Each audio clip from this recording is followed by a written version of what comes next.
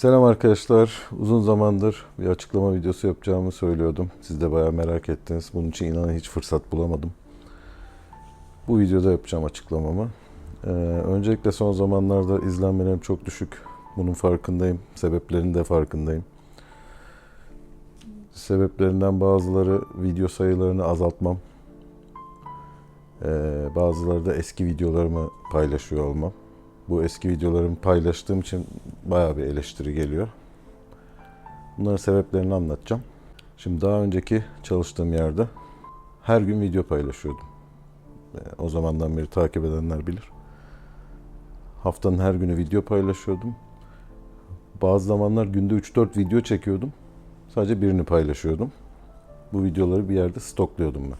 Çünkü video çekemediğim zamanlarda bu stoktaki videolardan paylaşıyordum. Kanal videosuz kalmasın diye. Ki her gün video paylaşırken sonradan haftada 2'ye düştü, sonradan haftada 1'e düştü. Ama hiçbir zaman bir haftayı geçmedi benim bir video paylaşmam. Şimdi son zamanlarda bu eski videoları daha sık paylaşmaya başladım. Ama eski videolarda daha önce kimsenin görmediği videolar, yani eski dediğim için yanlış anlamayın. Stokta daha önce çekilmiş ve bekleyen, paylaşılmamış videolar. Şimdi bunun sebebine geleceğim. Bildiğiniz gibi Ocak ayında İstanbul'a bir şube açtım. Ya bu şube açmamdaki sebep aslında hem orada daha farklı videolar, farklı mekanda yeni videolar çekmekte. Hem de yurt dışından gelecek takipçiler için orası daha kolay bir lokasyonda. Direkt havaalanına çok yakın bir yerde. Sizin aranızdan gelmek isteyenler oluyordu. Bu yüzden böyle bir yer yapma isteği duyduk. Ocak ayında açtık salonumuzu. Paylaştım zaten, biliyorsunuz. Planımız şuydu. Birkaç ay ben orada kalacaktım. Müşteriyi ve sistemi oturtup Bursa'daki yerimize geri dönecektim. Açılıştan sonra bir 15 gün kadar oradaydım. Eşimle birlikte. Bizim Bursa'daki salonumuzda çok güvendiğimiz bir personel tarafından bir hırsızlık gerçekleşti. Bunu da ilk defa burada açıklıyorum.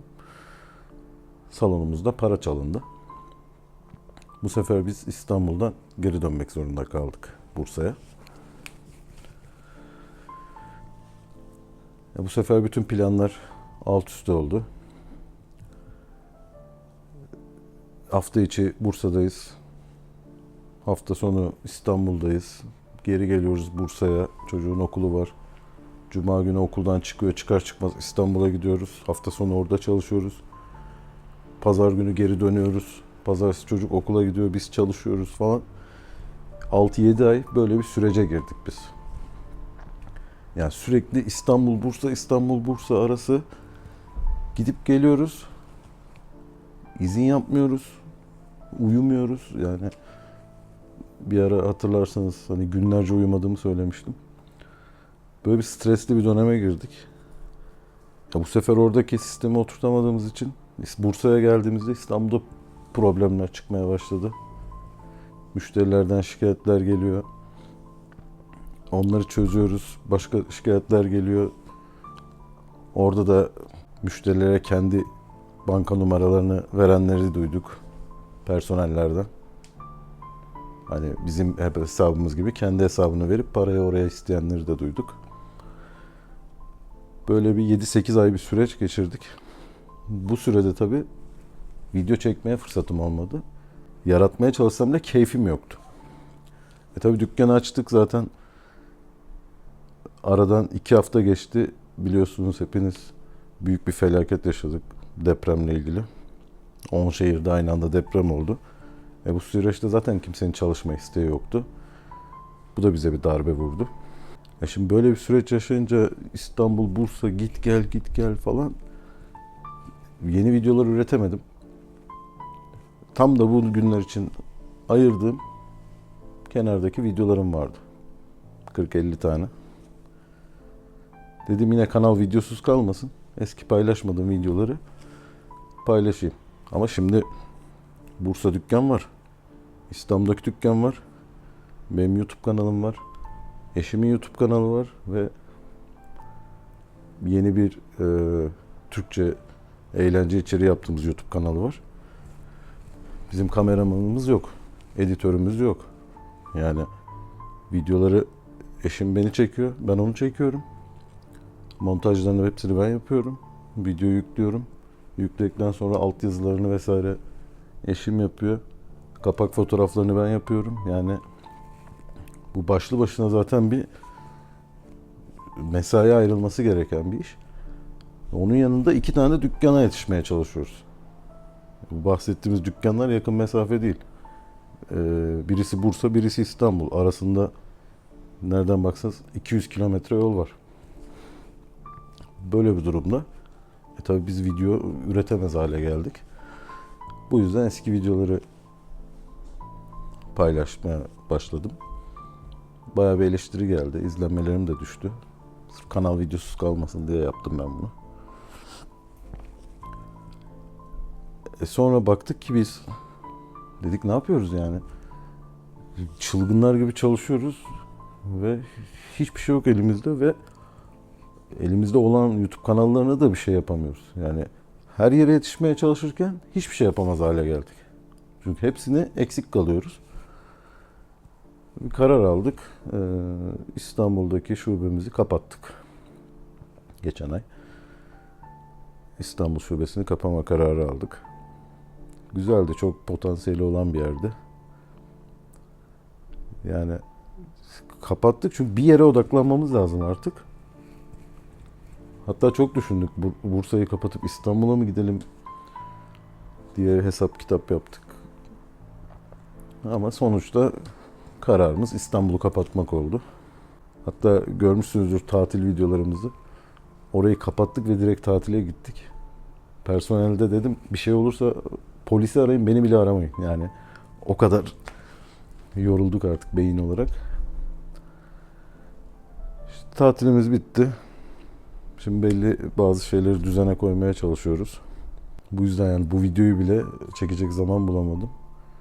Yani şu an nasıl bir halde çektiğimi görseniz inanın şaşırırsınız. Evin halini görseniz. Yeni içerikler gelecek. Daha güzel içerikler gelecek. Sırf bunun için bir iş yerimi feda ettim. Size daha güzel içerikler, daha iyi vakit ayırabilmek için bir iş yerimi kapattım. Zor bir süreçti. Yani bizim için şu bir yıl çok zor geçti. Günlerce uyumadım. Hala uyumuyorum. Yani yattığım zaman böyle tavana bakıyorum ve kafamdan hesap kitaplar geçiyor. Dün gece de hiç uyumadım. Zaten halimden de anlıyorsunuzdur. Böyle yani bizim için zor bir yıl oldu. Bu yüzden eski videoları paylaşıyordum. Onu da altını çiziyorum. Yeni videolar gelecek. Yani çok güzel videolar gelecek. Sırf bu videolara odaklanabilmek için zaten bu kararı aldık. Yani bu süreçte bayağı yorulduk. Miray da çok yoruldu. Bütün yaz bizimleydi, okul çıkışları bizimleydi, hafta sonları bizimleydi. Hep sürekli bir git gel git gel. Bayağı yorucu geçti. Artık araba sürmekten midem bulandı. O pozisyondaydım yani. Ve stres olunca, bir yerde de bir düzen oturmayınca keyifle gitmiyorsunuz oraya. Evet, çünkü her gittiğinizde sorunları çözmeye gidiyorsunuz. Bu da bir yerden sonra stres yapıyor. Bu keyif olmayınca da işte hiçbir işinize odaklanamıyorsunuz. Durumlar bu bizde. Yani kısacası özetleyecek olursak İstanbul'daki şubemi kapattım ve artık yeni videolara, daha güzel videolara odaklanabileceğim. Zaten birkaç tane peş peşe paylaştım. Onları yeni yaptığım videolardan paylaştım. Bu değil ki, bu demek değil ki eskide arşivde duran videolarımı bir daha hiç paylaşmayacağım. Hayır, onlar duracak. Ve ya bilin ki o videolardan bir tane gelirse ben çok yoğunum ve video yetiştirememişimdir. Böyle bir durumda sırf kanal videosuz kalmasın diye eski videolardan paylaşacağım. Aklınızda bulunsun. Bu arada videoların sayılarını arttırmaya çalışıyorum tekrar. Haftada 2 videoya çıkardım. Umarım 3 videoya da çıkarabilirim ama gerçekten hiçbir ekibim olmadığı için bu beni bayağı bir zorluyor. Ama güzel içerikler gelmeye devam edecek. Evet arkadaşlar, eşim de geldi. Birkaç kelime de bu konu hakkında kendisi söylemek istiyor. Karım. Buyurun. Evet. Ben biraz bahsettim arkadaşlara. Son 6 ayda, yani 6 ay birazcık da geçkin bir süredir sürekli gitgellerimiz vardı. Hafta içi Bursa'da, hafta sonu İstanbul'da. Çocuk okuldan çıktığı gibi arabaya binip İstanbul'a gidiyorduk. Pazar günleri geri dönüyorduk. Pazartesi okula git gel git gel git gel. Bütün düzenimiz alt üst olmuştu. Dolayısıyla da video çekerken de çok zorlanıyorduk bu konuda. Sonra işte istediğimiz gibi gitmedi bazı şeyler. Diğer şubeyle uğraştık birazcık. Oranın personelini oturtmaya çalıştık falan filan. Hani bir yandan da orasında duyulmasını istiyoruz ama şu anda açık olan şubemizin de potansiyelinin düşmesini istemiyoruz açıkçası. Bu konuda birazcık zorluk yaşadık. İşte müşteriler Ceyhun'a alışık. Sürekli onu istiyorlar. Biz hafta sonu en yoğun olduğumuz zaman da İstanbul'dayız. Sürekli koşturuyoruz. Enerjimiz yetmiyor. Uyuyamıyoruz. Verimli olamıyoruz. Açıkçası böyle zorluklar yaşadık. En sonunda bir karar vermemiz gerekti. Ya İstanbul'a devam edecektik ya Bursa'da devam edecektik. Düşündük, taşındık. Aslında İstanbul'da da devam edebilirdik ama birazcık daha kalabalıktan da sıkılmış olduğu için beyefendi, dudağını büzme. Ben de açıkçası hiç İstanbul'da yaşama gibi bir şeyim yoktu yani. Hani öyle bir kaosun içine girmek istemiyorum. Hem aile olarak hem kendi açımdan da aynı şekilde. O yüzden kararımızı Bursa'dan yana kullandık ve bu dönemde size çok video çekemedik. Haklısınız. Çok Eski üzdüler. videolardan Çok linç ettiler beni. Eski videolardan montajlayıp koymak zorunda kaldı ve son dakikada hatta eski videolardan montajlayıp böyle 1 saat kala falan montajlayıp attığını çok iyi biliyorum. Ya aslında çok istedik ama bazen mesela izin vermiyorlar, çekemiyoruz video. Çektiriyorlar sonra ya işte orada mı paylaşacaktın, işte benim bilmem kim görür, paylaşmasına izin vermiyor. İşte bütün emeğiniz boşa gidiyor, paylaşamıyorsunuz doğal olarak. Böyle şeyler yaşadık. İnanın izin verseler de çekip paylaşırdık yani ama o dönemde de biz çok da ısrar edip hani böyle ikna çabasına girecek şeyimiz yoktu açıkçası. Enerjimiz yoktu. Peki deyip kapattık. Peki deyip sildik. O yüzden eski videolardan paylaştık açıkçası. Böyle şeyler yaşandı. Evet. Yeterince anlattım mı? Fazla mı anlattım? Dönemde de bize destek olmayan herkese çok teşekkürler.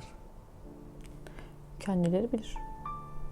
Herkes borç istemek için arıyor. Sanki ben fabrikatörüm. Günde 5 kişi borç istemek için beni arıyor. Ne olur öyle şeyler. Benim param yok kardeşim. Ben kazandığım parayı ekipmana yatırıyorum, işe yatırıyorum. Sürekli yatırım yapıyorum. Bilgisayar yaptırdım, ışıklar alıyorum, kamera alıyorum. Yani iş yerine yatırım yapıyorum. Benim cebimde para yok. Olduğu zaman zaten biz yiyoruz. Sürekli beni borç istemek için aramayın. Ben çok doluyum ya. Daha çok konuşasım vardı işte. Öylesi hayırlıydı. Aslında konunun başında da biz İstanbul konusunda ben birazcık ayak diredim de. Böyle olması gerekiyormuş, böyle görmemiz gerekiyormuş. Arkadaşlarımızı, arkadaş dediklerimizi, yol arkadaşlarımızı, insanları böyle görmemiz lazımmış. Böyle oldu. Olsun, sağlık olsun. Bu da yıkmaz. Bu da yıkmaz. Başka bir şey deneyebilirsiniz mesela. Değil mi kocam? Oh. Böyle şeyler yani. Birazcık yorulduk. Şimdi onu toparlamaya çalışıyoruz. Okullar açıldı falan. Birazcık ona koşturduk. Böyleydi yani. Bu arada ikimizin de aşırı başı ağrıyor şu an. Yani kafamı gözümü ovuşturuyorum. Kusura bakmayın da. Başka türlü bir de şu ışıklara bakamıyorum yani. Bu akşam büyük ihtimalle acilliyiz zaten. Benim Olmuyor. geliyorlar Olmuyor. soldan. Git ilaç iç. İçtim. Yani bu yüzden açıkçası istememize rağmen yani yeni videolar gelemedi. Eskilerden, stoktaki videolardan geldi. Çok pardon.